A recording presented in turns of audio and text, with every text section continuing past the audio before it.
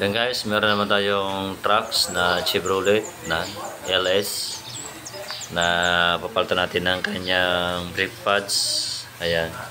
At magpalitan tayo ng kanyang brake fluids. So bumibiding tayo yan guys.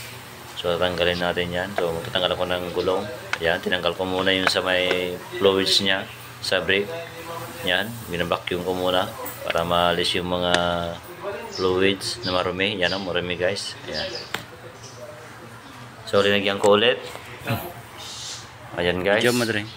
Yan, so nag-bleeding na ako para matanggal yung mga marumi dun sa may bleeder niya sa may caliper sa front.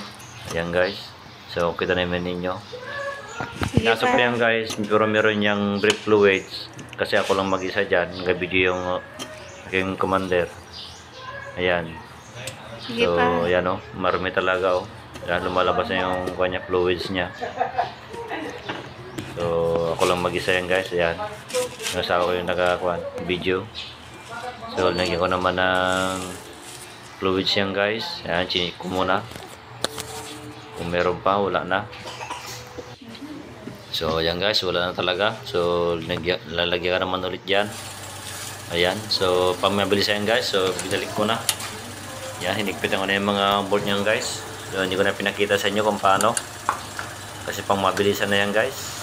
Ayan. So okay na. 4 na gulong yan guys. Ganun lang ang pag-building natin yan. So ayan o, malinis na talaga guys. Kanyang fluids. Ayan o, malinis na. So transparent na, makita na.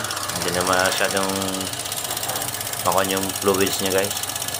Ayan, binuksan ko. Ayan, malinis na talaga o. Ayan, kitang kita naman ninyo.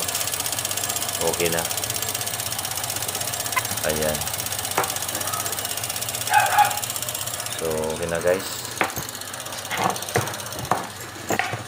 Ayan, so sa kabila i-reset ko na lang para hindi matanggal ang kanyang gulong. Ayan, so kailangan tayo ng safety first. Yan, kailangan mahigpit na yan guys. So maraming salamat po sa manood sa aking YouTube channel, Marius Threads lang po. Bye bye.